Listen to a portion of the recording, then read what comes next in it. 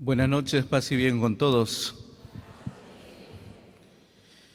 Bien, vamos a dar inicio a esta ponencia que tiene que ver especialmente con la regla bulada, aprobada en el año de 1223.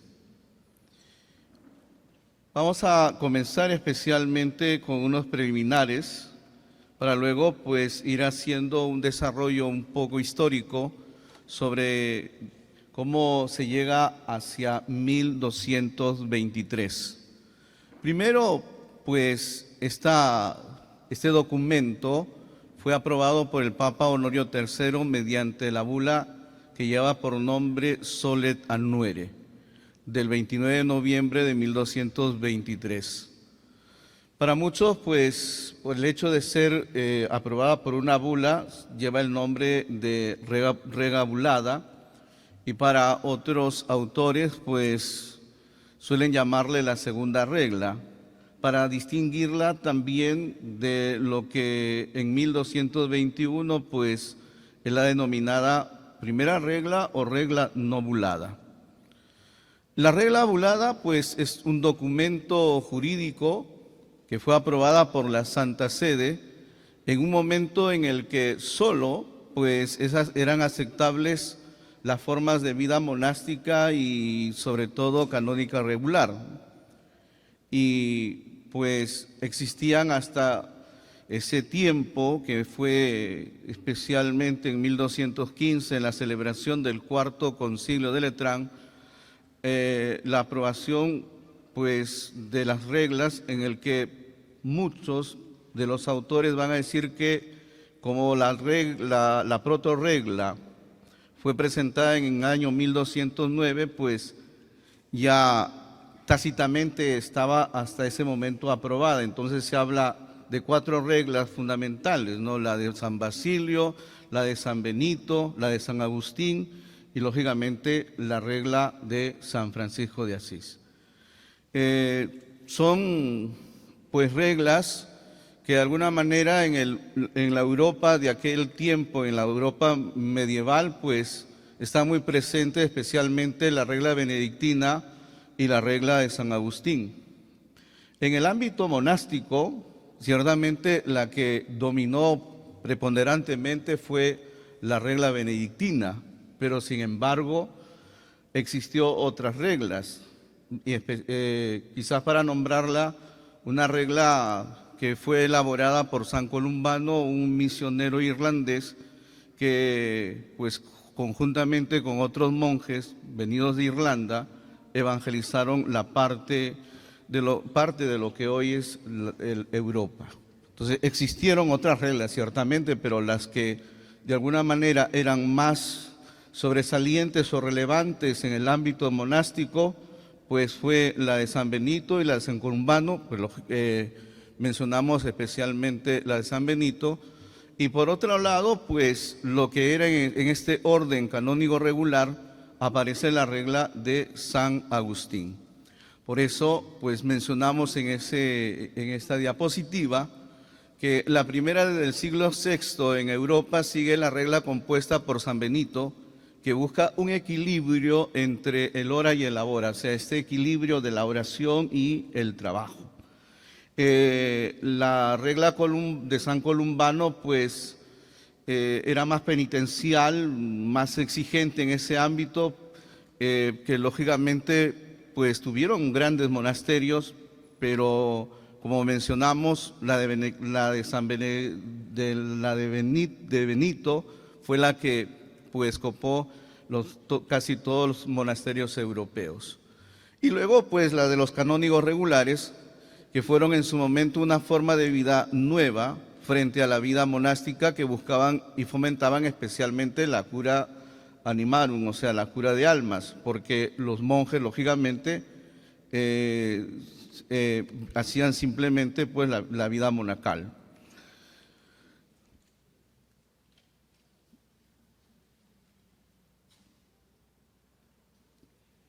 Bien, la diferencia, ahí podemos nosotros encontrar, los canónigos regulares se dedican al trabajo en el mundo, en el siglo, mientras los monjes se dedicaban especialmente a la oración.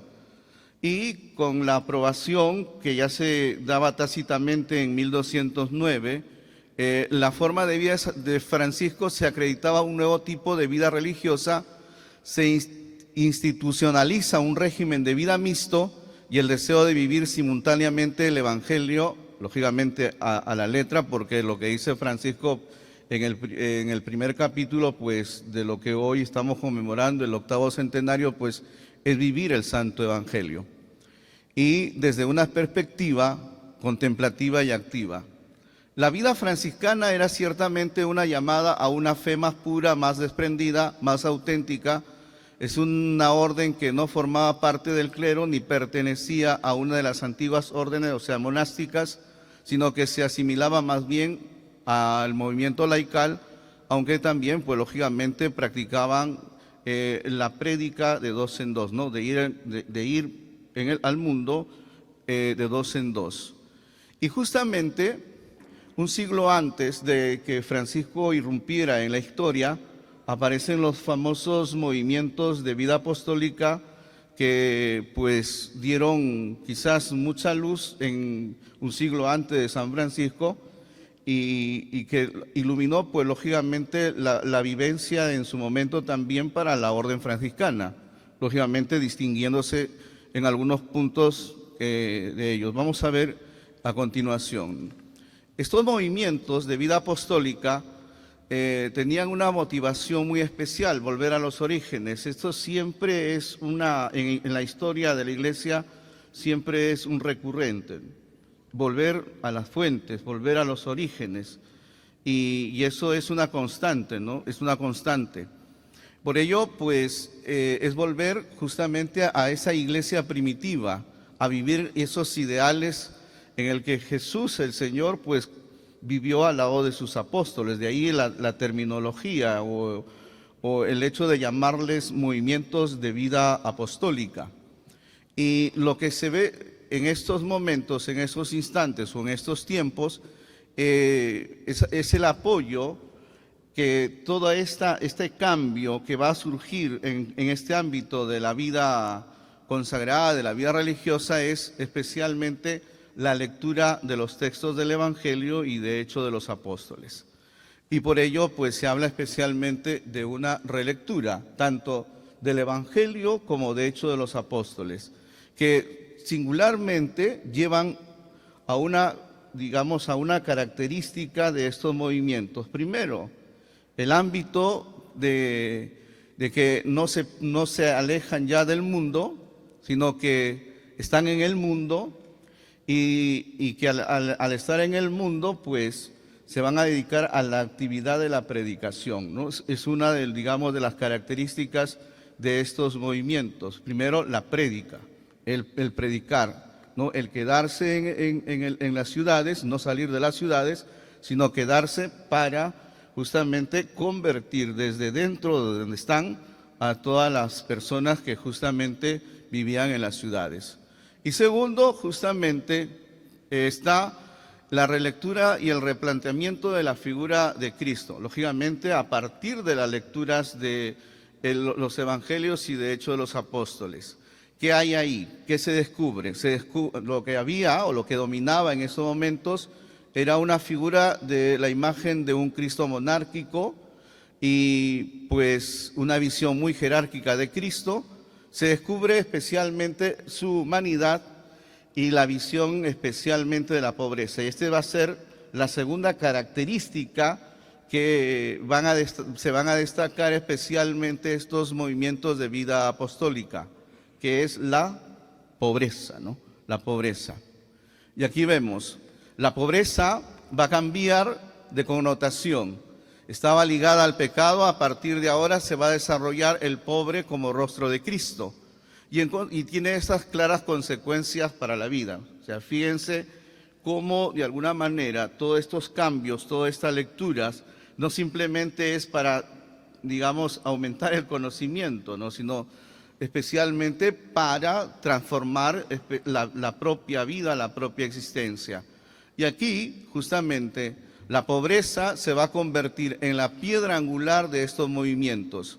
Va a haber una innovación, todos estamos llamados a la santidad, pues lógicamente lo que propiciaban anteriormente con la vida monástica era que solo ellos, pues lógicamente, al retirarse del mundo, al vivir en un monasterio, pues estaban ellos en la Jerusalén celestial. Los demás estaban lógicamente impedidos de llegar a este ámbito de la santidad. Ahora, pues con esta lectura se llega a estas prácticas de que todos estamos llamados a la santidad. El seguimiento en pobreza voluntaria especialmente coloca a todos en igualdad de condiciones. Hay una predilección por la mendicidad o atender a los pobres, como hemos manifestado, ¿no? El tema de la predicación, el tema de la pobreza, lleva especialmente a ayudar, a apoyar especialmente a aquellos que son pobres y también, ¿no?, a entender muy claramente de que uno puede ser, ser santo viviendo la pobreza, ¿no? Porque la anterior, podemos decir, era una concepción, pues la pobreza más bien está ligada al pecado y pues ¿quién quiere ser pobre en ese sentido, no? O sea, hay un cambio de paradigma, hay un cambio de mentalidad que lleva especialmente a través, como hemos mencionado, de estas lecturas del Evangelio, de una nueva relectura del Evangelio y sobre todo de los Hechos de los Apóstoles. Y luego pues está aquí la frase de San Jerónimo, seguir desnudo a Cristo desnudo, que se hace muy famosa en estos tiempos, en estos siglos del medioevo. La predicación apostólica será otro de los elementos a tener en cuenta. Hay que conquistar y salvar al mundo. O sea,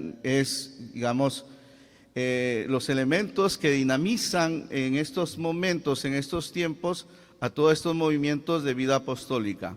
Y pues al final podemos decir de todos estos movimientos va a aparecer la figura de San Francisco de Asís, ¿no?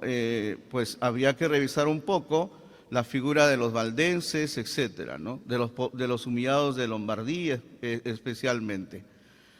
Aquí vamos a hacer una especie así de recorrido en cuanto que la regla bulada que fue aprobada en el año de 1223 pues tiene un recorrido histórico.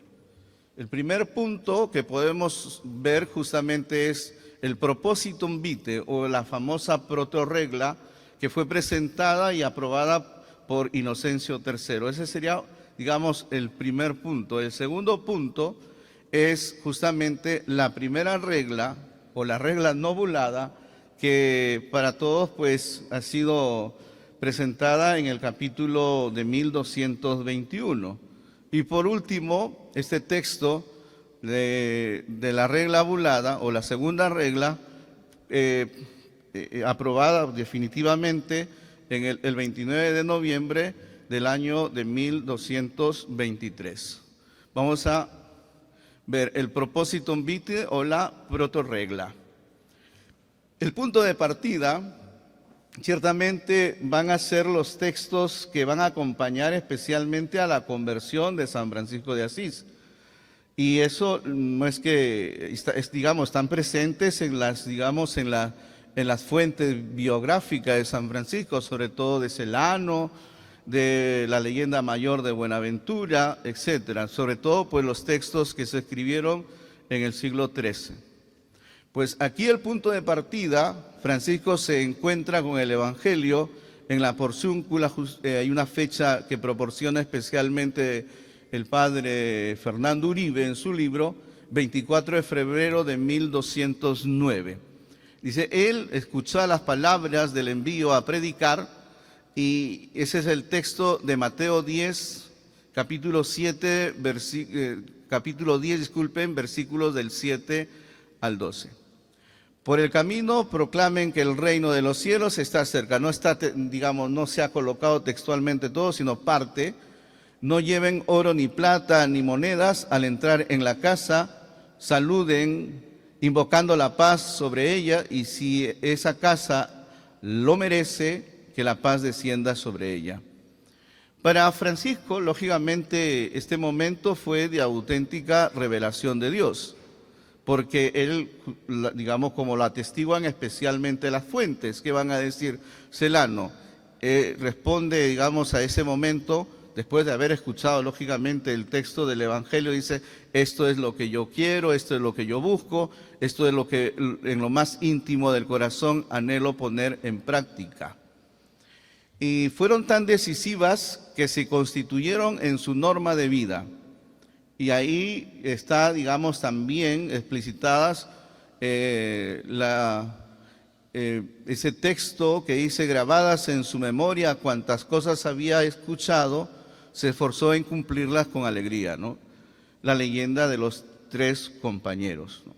En otros textos seguramente van a encontrar, pues, citados de otra manera, de otro modo, porque a veces se ha guiado digamos, del texto latino, ¿no?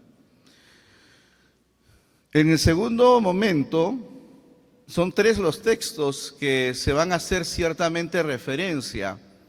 Son los momentos en el que Francisco, y ya para algunas fuentes se habla de 2 compañeros suyos que le acompañan y abren el texto del Evangelio por 3 veces, y aparecen los textos justamente de Mateo 19, 21, de Lucas 9, versículo 3, de Mateo 16, 24, ¿no? Que a la vez, pues, dice lo siguiente, ¿no?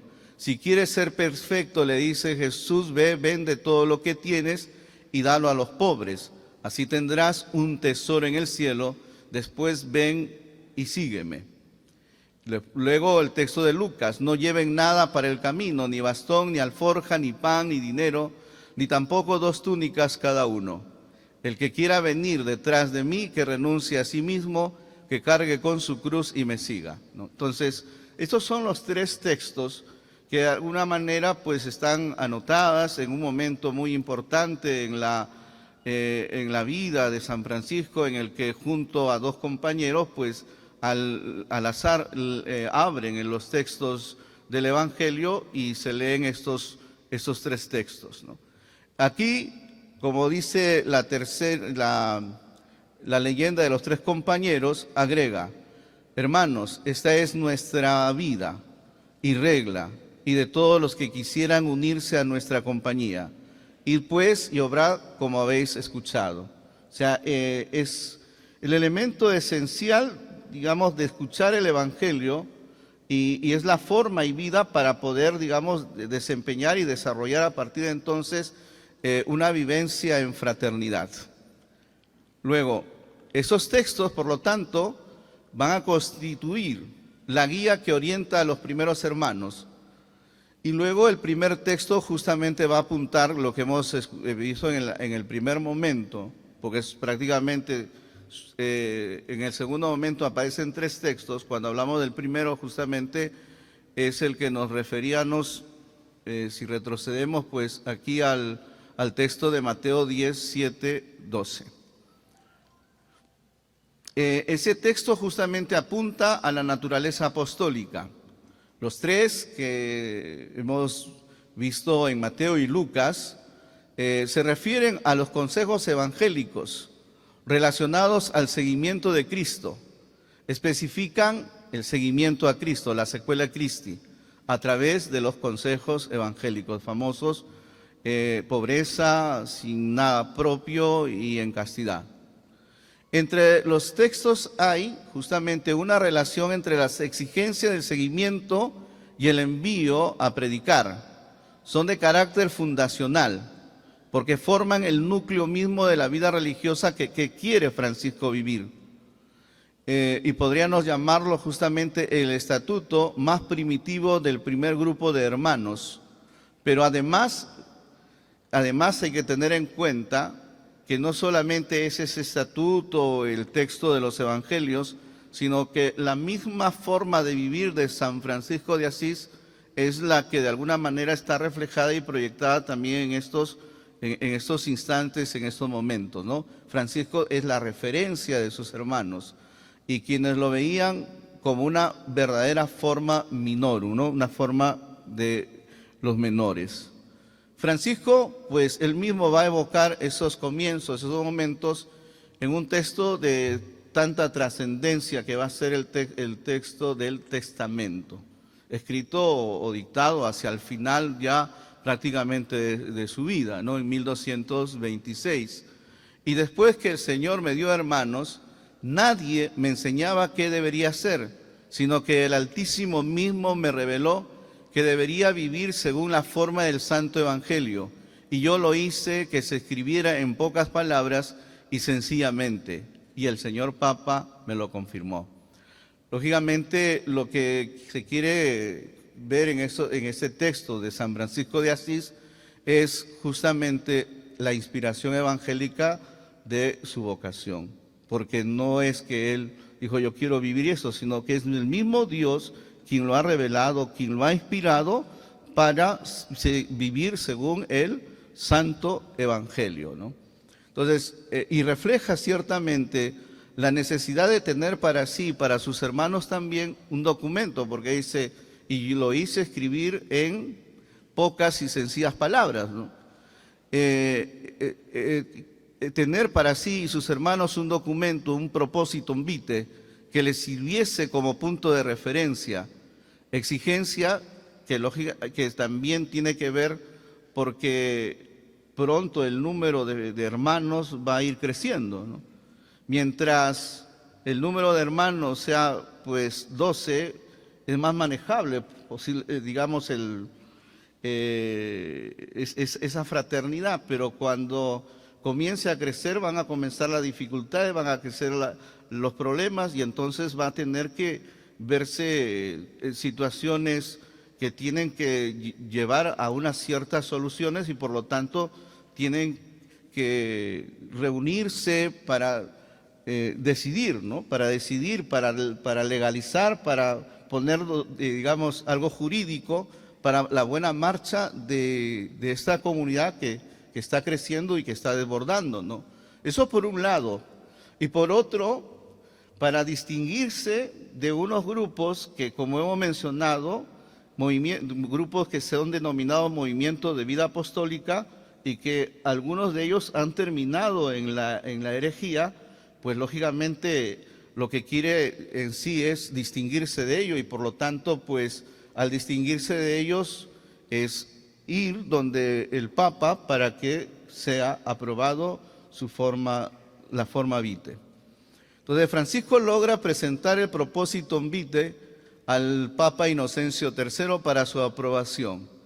Y él defendió con vehemencia su deseo de vivir según el Evangelio, porque claramente los textos de las fuentes biográficas nos muestran que a él le quieren inducir a cambiar, ¿no? Y que acepte las formas de vida que ya existían, ¿no? Pero él va a defender esta inspiración divina y por lo tanto pues no podrán cambiarlo. Entonces seguirá con su propósito de vida y ese propósito de vida presentado al Papa pues es el que va a ser aprobado de viva voz en un primer momento, en un primer instante, en 1209.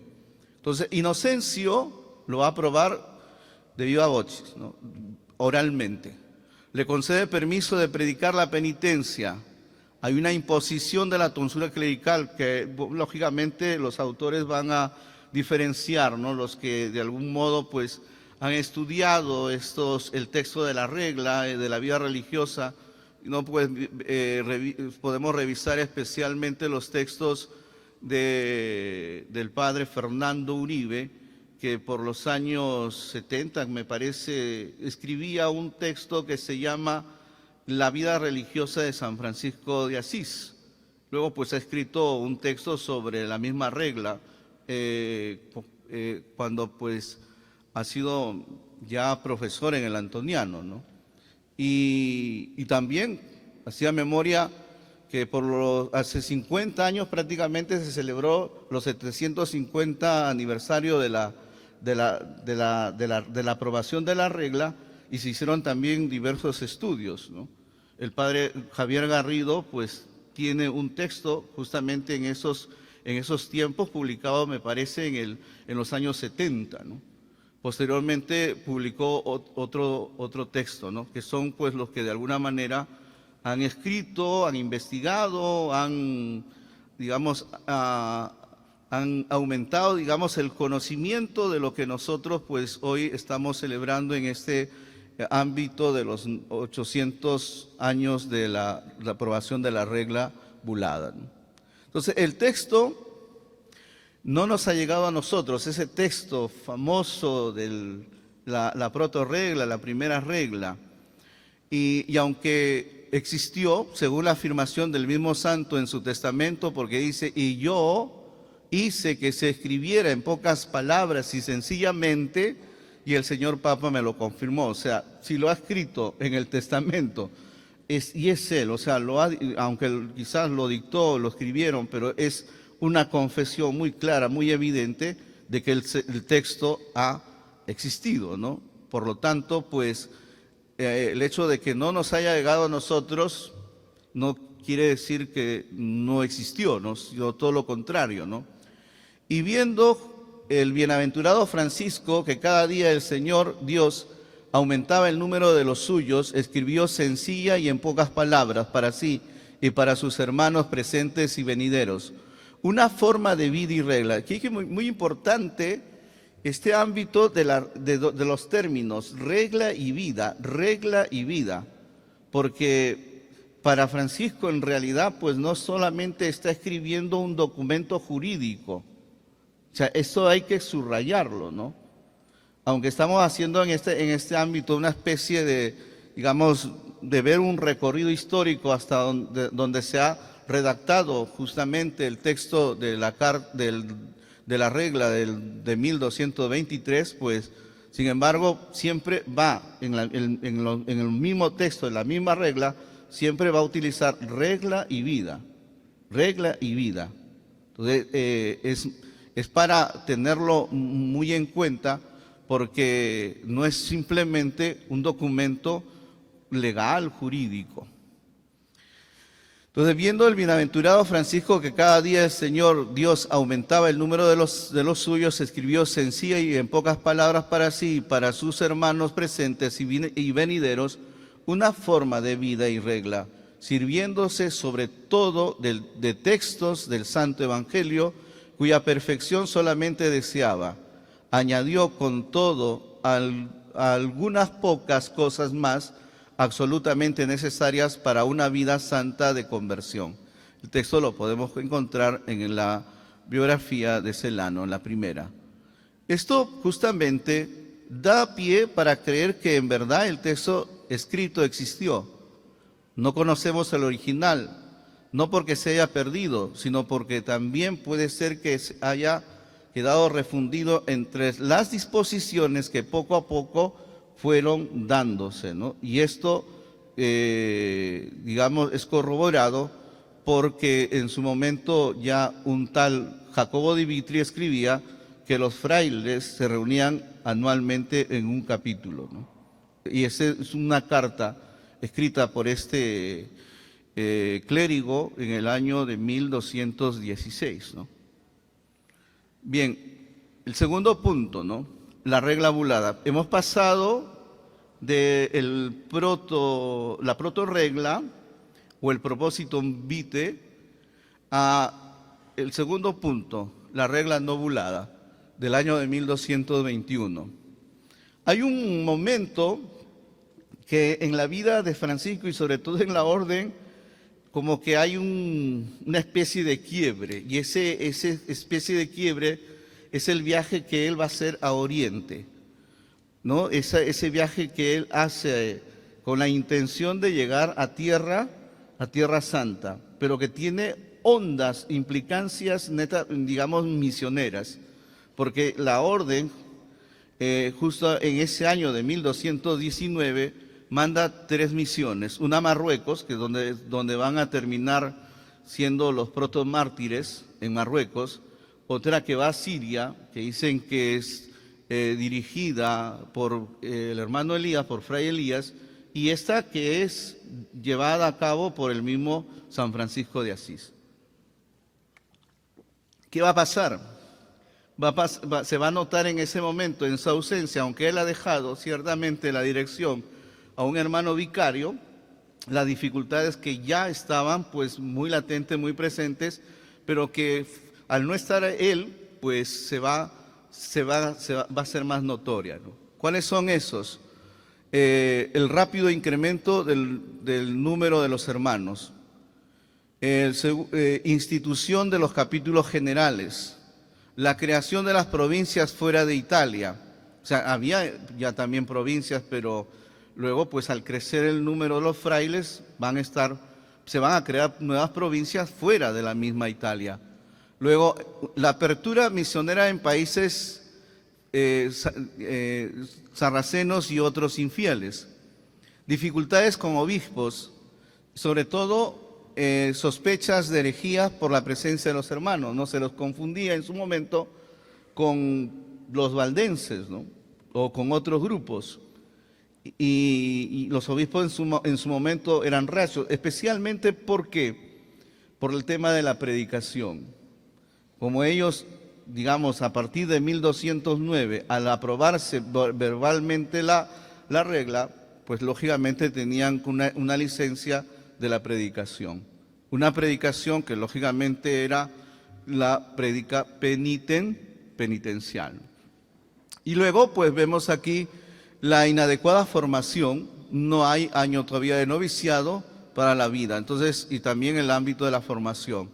La falta de una legislación adecuada para hacer referencia. Entonces, todos estos elementos van a llevar que muchos exijan justamente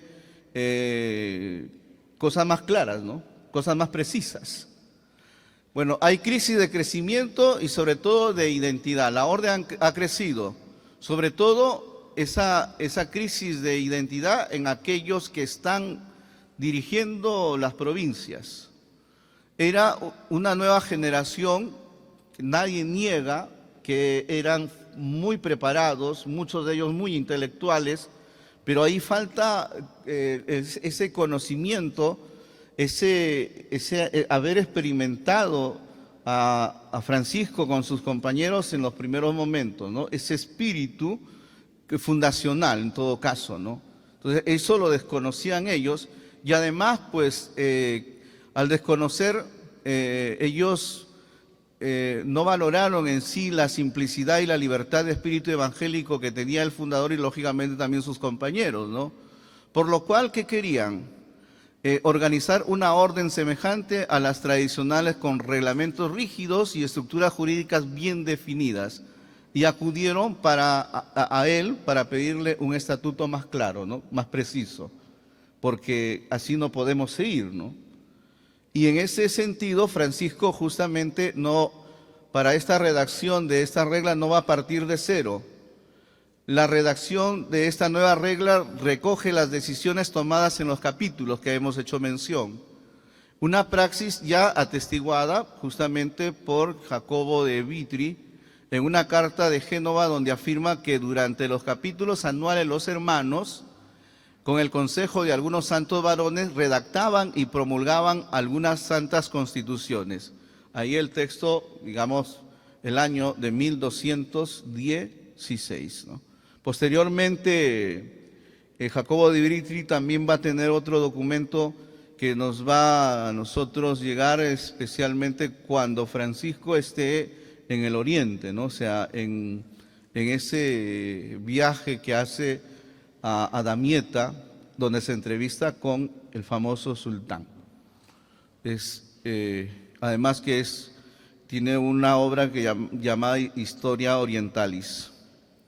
Bueno, la carta a un ministro va a reflejar especialmente ese dato también de la celebración de los capítulos, aunque lógicamente esta carta está escrita en un contexto posterior, ¿no? De todos los capítulos que hay en la regla, que hablan de los pecados mortales, con la ayuda del Señor, en el capítulo de Pentecostés, aquí el hecho es el capítulo de Pentecostés, con el consejo de los hermanos, haremos un capítulo de este tenor. Si alguno de los hermanos, instigándole el enemigo, pecare mortalmente, esté obligado por obediencia a recurrir a su guardián. Carta al ministro 13 al 14, ¿no? Aunque en este caso el capítulo referido parece ser el del año 1223, la modalidad propuesta refleja una praxis adquirida, o sea, es algo que se está constantemente, digamos, ya activando, ¿no? Cada vez que se celebra. Con ello, Francisco lograba salvar la inspiración evangélica de los comienzos y a su vez respetaba la acción de la gracia divina en el proceso de crecimiento de la fraternidad. La fidelidad a este principio va a explicar especialmente que se recurra a otros digamos, hermanos capaces, formados, y lógicamente como es el caso de Cesáreo de Espira, que es un hombre perito en la Sagrada Escritura, para que la regla de alguna manera pues tenga, digamos, los textos sean señalados, los adornen, digamos, la regla con esos textos del Evangelio. El texto presentado al capítulo del año 1221 es fruto de una reflexión de experiencias vividas durante los 11 primeros años. O sea, estamos hablando de lo que sucede del 21, del 1209 a 1221, más o menos, es la suma de los 11 años que, pues, digamos, desde que se presentó ese Propositum Vitae hasta la regla de 1221, pues ha pasado muchas situaciones, muchos momentos y por lo tanto muchas experiencias de donde se ha determinado ciertas cosas y por lo tanto esas mismas que se legisló pues son tomados en cuenta. ¿Dónde se legisló? En los capítulos de Pentecostés. Es probable que en el capítulo haya sido agregado, o sea, en el mismo capítulo de 1221 es probable, ¿no?, que haya sido agregada algunas normas para ajustarlo a las exigencias del famoso concilio de Letrán, el cuarto concilio, celebrado en 1215, ¿no? Es un concilio que siempre hay que tenerlo como referencia porque justamente ahí en ese concilio se decide ya no aprobar más digamos, reglas, sino si hay algún movimiento, que ellos se plieguen a las reglas que ya están aprobadas hasta ese momento.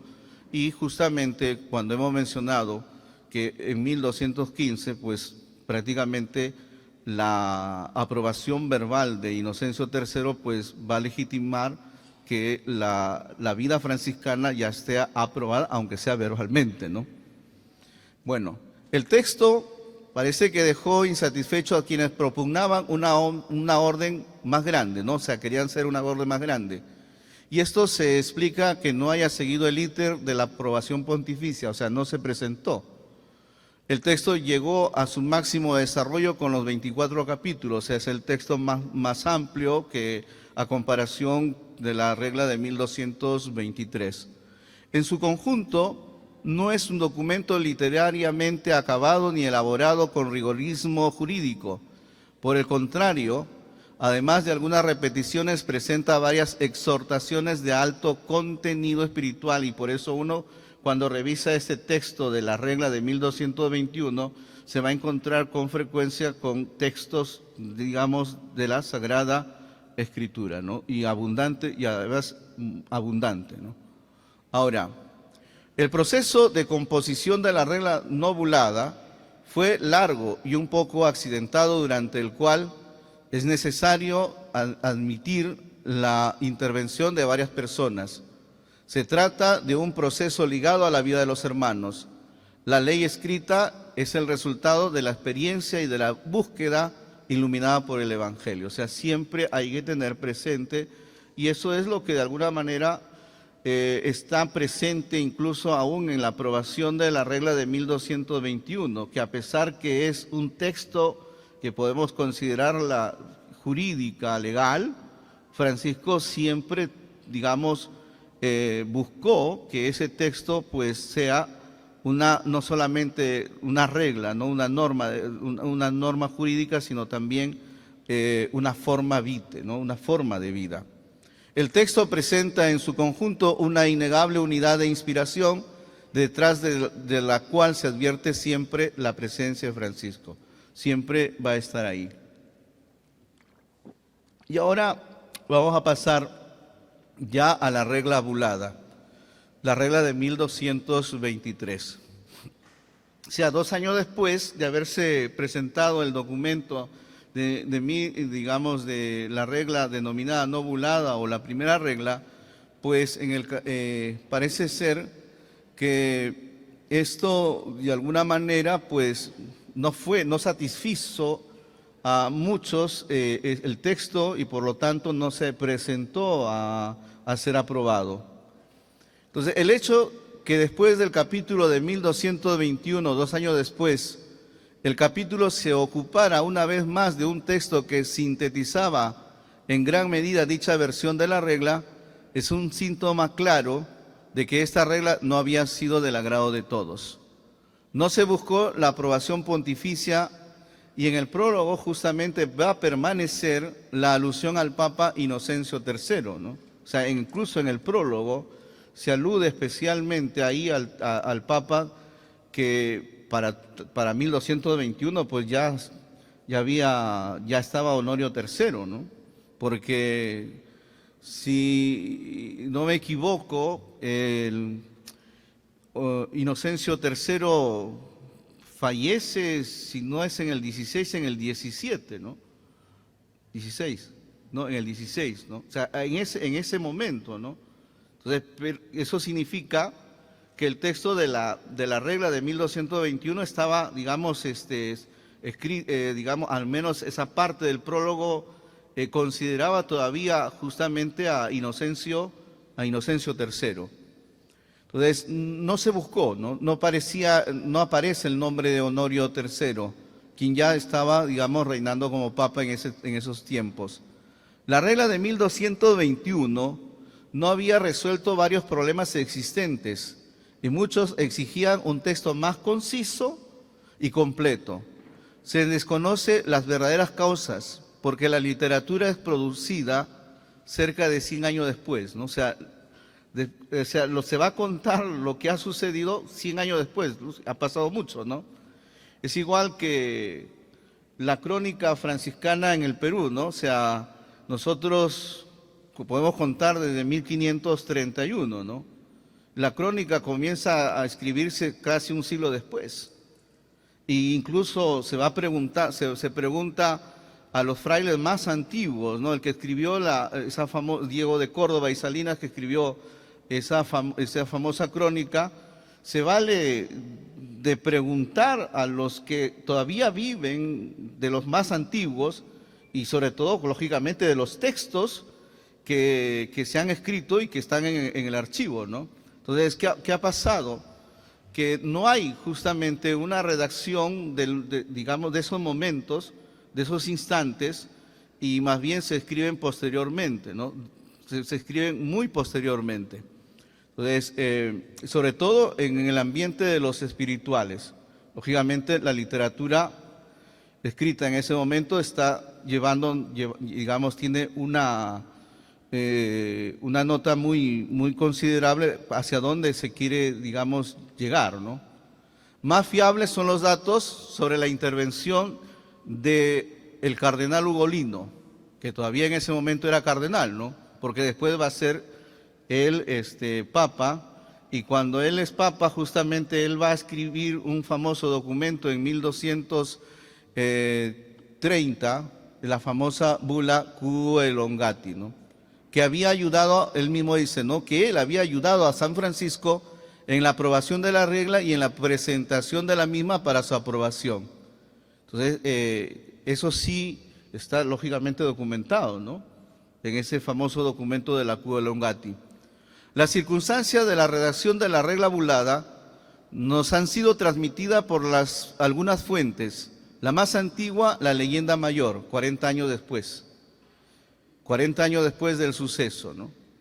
Y después está la compilación de Asís y el espejo de perfección, que este texto de alguna manera, pues, cuando lo fechó Sabatier, pues llevó especialmente a lo que se llamó la cuestión franciscana y que derivó justamente en una, digamos, en una vorágine de estudios sobre el franciscanismo, sobre el tema especialmente de la documentación, de las fuentes, tanto de las biografías como de los textos, digamos, de los opúsculos de San Francisco de Asís, ¿no?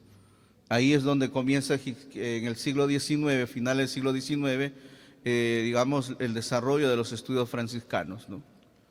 Bueno, entonces son conservados en manuscritos del siglo XIV, las tres coinciden. Primero, una primera redacción de la regla hecha por San Francisco en un monte, acompañado de dos hermanos. O sea, digamos, hablan siempre de una redacción hecha por San Francisco de Asís que fue acompañado por dos hermanos en un monte, ¿no? En una montaña. La leyenda mayor, sobria, presenta dos elementos claros. El tema de la analogía con Moisés. Cuando Moisés sube al Sinaí, pues ¿para qué sube? Para recibir el texto de los 10 mandamientos. Entonces aquí tiene justamente toda esta explicitación. Francisco sube a un monte justamente para desarrollar un texto, ¿no? El texto que tiene esa honda connotación, lógicamente inspirado por Dios, para regir, para normar la vida de los hermanos menores, ¿no? Entonces, se acentúa la acción del Espíritu Santo sobre Francisco, tanto en la decisión de escribir y de componer la regla.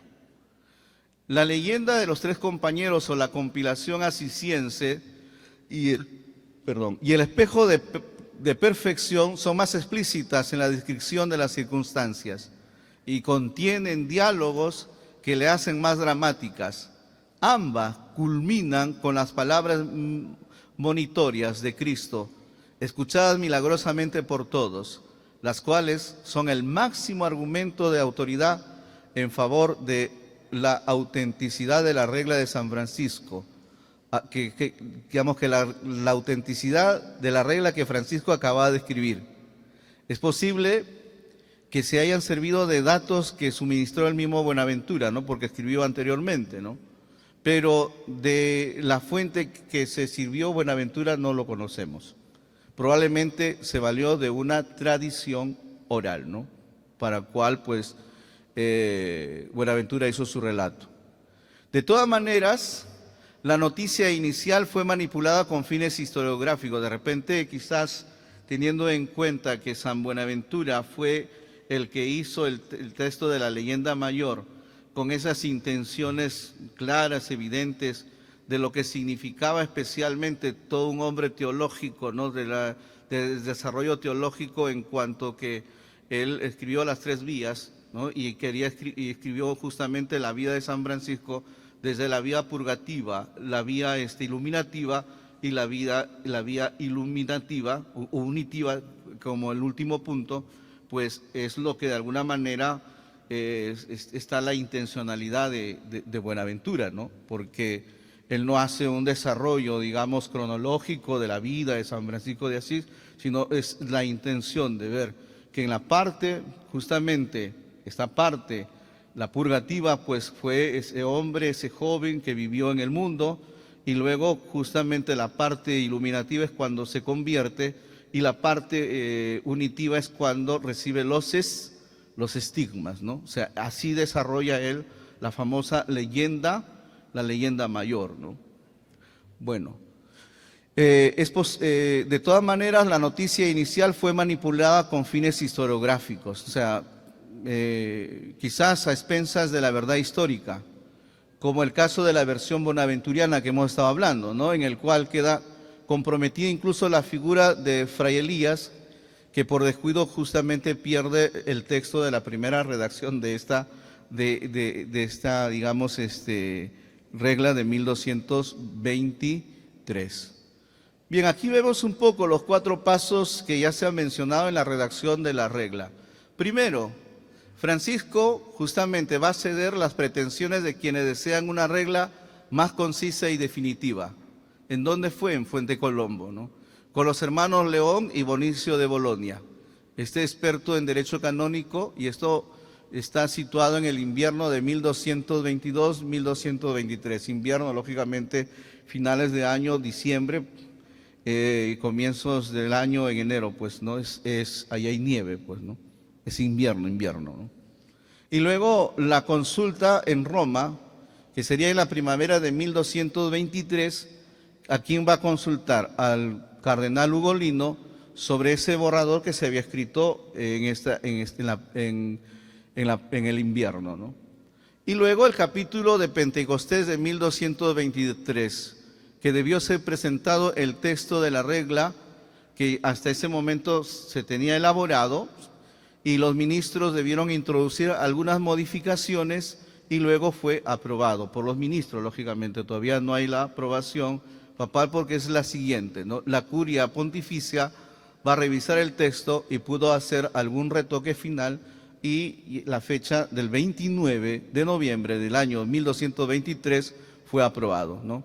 El documento aún se conserva en el Sacro Convento de Asís, pergamino con el texto original de la bula pontificia, a la cual quedó justamente incorporado el texto de la regla. Aquí, con esto, vamos a ver un poco, se va a distinguir este texto en 12 capítulos, a diferencia del anterior de 1221 que tenía 24, fue hecha sin mucha lógica y con títulos que no corresponden al contenido.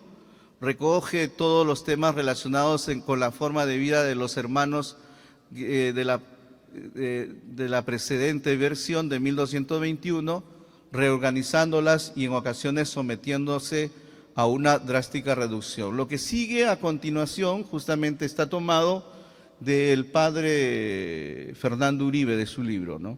Es una especie de comparación entre los títulos o los capítulos en el que se compara qué es lo que se conserva y qué es lo que de alguna manera se deja de redactar en la segunda regla. Y podemos ver el primer capítulo. La regla bulada tiene un prólogo, se conserva ello. El capítulo primero también está presente. Y siguiente, pues, si algunos desean esta ponencia, la pueden pedir el texto, ¿no? No me pertenece a mí, lo pertenece a los que han escrito antes, ¿no? Yo simplemente les comparto todo lo que de alguna manera se ha escrito, y además hay que citar especialmente a estos grandes autores, ¿no? Bueno, el segundo capítulo, de aquellos que quieren tomar esta vida y de modo que deben ser recibidos. Ahí está, si uno revisa, miren, ahí está el capítulo 2, hasta en esta diapositiva aparece hasta el capítulo 6, pero fíjense cómo va cambiando, podemos decir incluso en la elaboración final. Está el capítulo 2, 19, el 3, o sea, en un orden que, digamos, distinto, ¿no? Que lo ha elaborado, o sea, se ha elaborado la regla bulada de una forma, digamos, más libre, ¿no? O sea, se ha seleccionado, podemos decir, y lo que se consideraba válido, y se ha dejado de lado lo que no. ¿Cuánto me queda? ¿Cuánto me queda? Nada, creo, ¿no? Se ha quedado dormido Jorge, creo. Bueno, ahí podemos ver, digamos, para más detalles, lo pueden revisar después, posteriormente, pero ahí están los capítulos, son 12 los capítulos, ahí prácticamente terminamos. Y luego, pues vamos a tener en las dos últimas diapositivas. Los últimos capítulos de la regla no bulada justamente han quedado fuera de la nueva versión. Se privilegian los elementos relacionados con la forma de vida de los hermanos, o sea, se está privilegiando los elementos más importantes. En el campo jurídico se da una integración en cuanto al título de la orden, su misión eclesial, su presunta condición clerical, la admisión de los candidatos, la vida en pobreza, la visita de los ministros a los hermanos, las reuniones capitulares, la absolución de los pecados reservados. Bueno, a pesar de que se hablan de varias reglas, o sea, cuando los textos hablan de que Francisco ha redactado varias reglas, ¿no? Describimos hasta, digamos, en esta ponencia tres redacciones. Es claro, pues que lógicamente siempre ha habido una continuidad, ¿no? Una continuidad. Se trata de una sola regla. La regla de San Francisco en sí misma y a la luz de sus opúsculos, o sea, de sus escritos, se presentan como un documento espiritual y no como un código de preceptos. Es identificada con la palabra vida, por eso digo regla y vida, siempre dice el texto, ¿no? La cual expresa la especialidad de su contenido y aún su propia sustancia, es decir, el construir la forma del Santo Evangelio vivido bajo la guía de la Iglesia. Y ahora, a pesar de las 3 redacciones, Francisco conserva inmutable la idea fundamental de la regla y exige una observancia que tiene 2 características correlativas a su identidad, es decir, una observancia espiritual y católica. Para alcanzar este tipo de observancia de la regla se la debe conocer, amar y respetar, y esto ya es lo último, ¿no? La regla, por lo tanto, es finalmente el espejo de la vida del hermano menor y el punto de referencia obligatoria para confrontar su propia vida. Y hasta aquí, gracias.